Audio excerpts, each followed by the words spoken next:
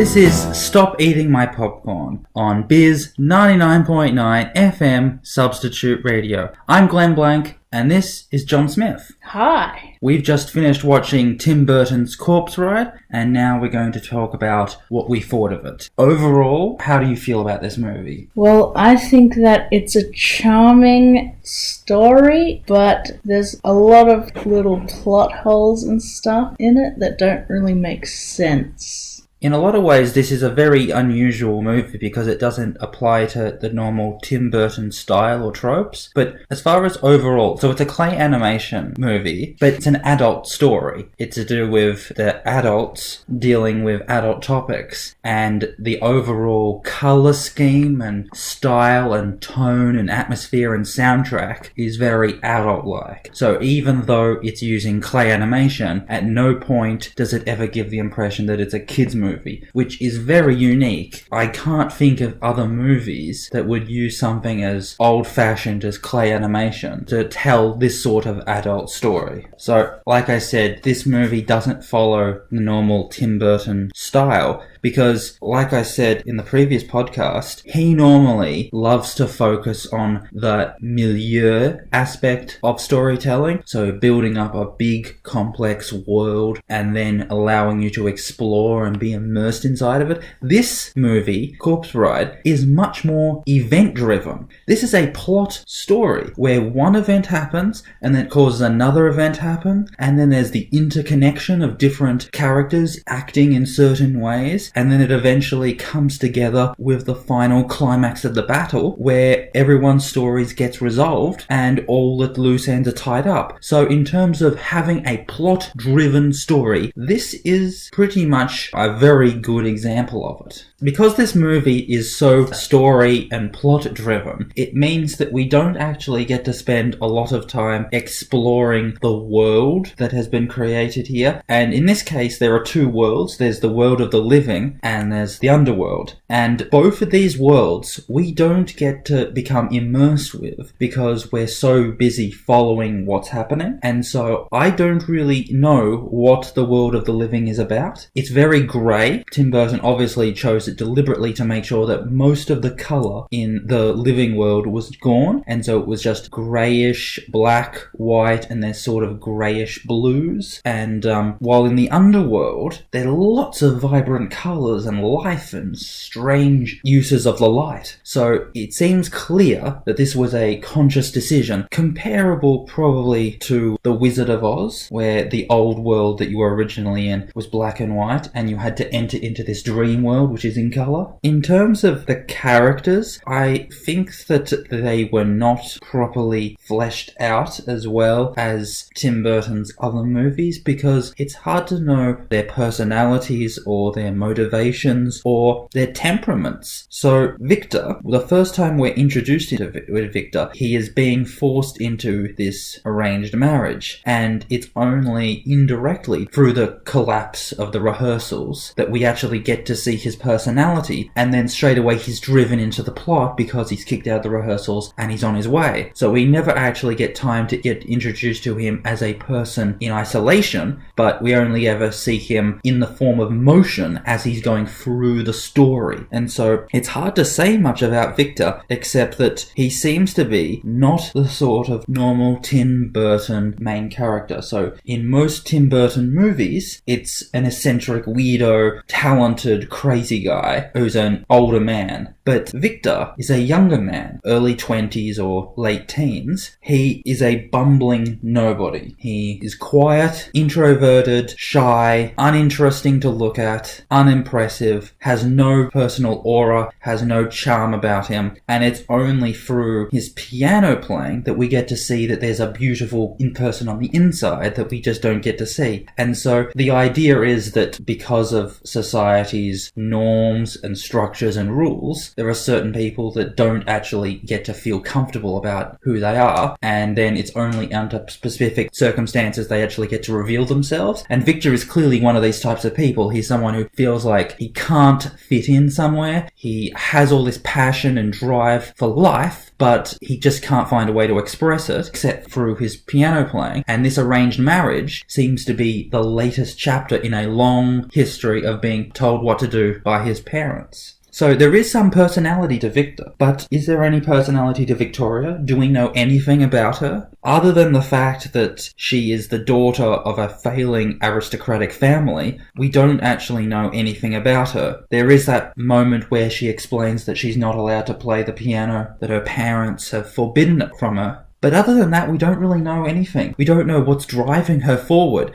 It's not like, say, take Ariel from The Little Mermaid. We got to spend some time with her by herself, so we got to learn who she was as a person. And then she got thrown into this situation where suddenly, so she got to spend some time talking about what it would be like. Oh, I wish I was up above in the world, the land. And then she gets thrown into the world of the land. And so then she actually gets to live her dream. And so we get to see both sides of it.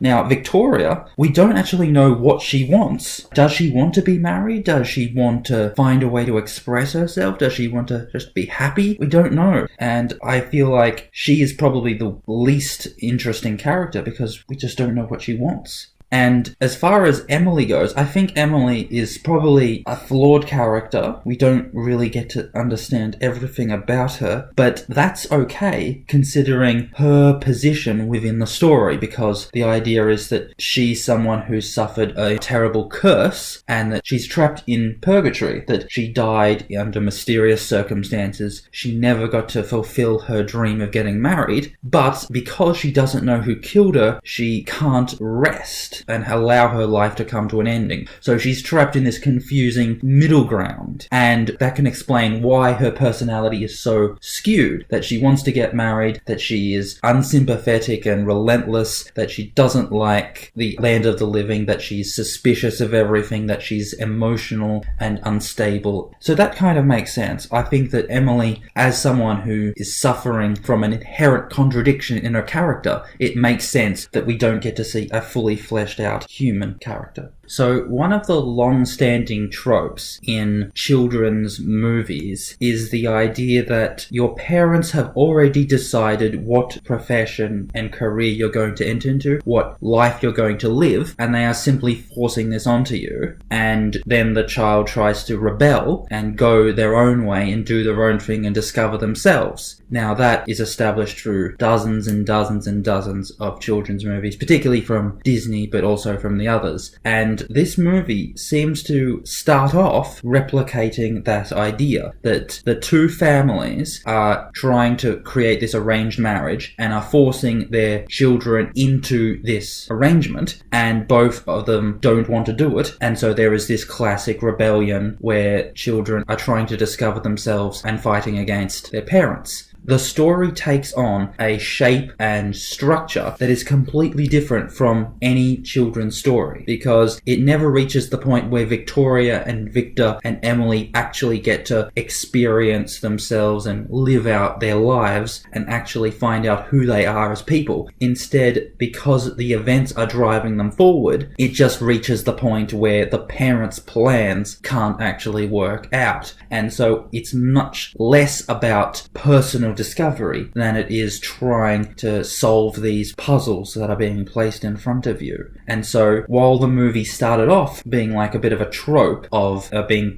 told what to do by your parents and trying to rebel, the story overall does not follow this character. I never really felt that the underworld was a consistent, logical, comprehensive world which actually has its own structures and direction and laws. So with other Tim Burton movies, because there is so much emphasis on creating these worlds that your characters are being entered into, that we can actually figure out how they operate, how they function, what people think of them, how people behave, so that you could almost believe that this is a place that you could actually live in. But the underworld in this movie just doesn't feel that it's been given the same amount of structure and polish and foundations. Instead, it seems to be like Tim Burton is focusing so much on the grossed out factor, and he isn't actually paying enough attention to the world.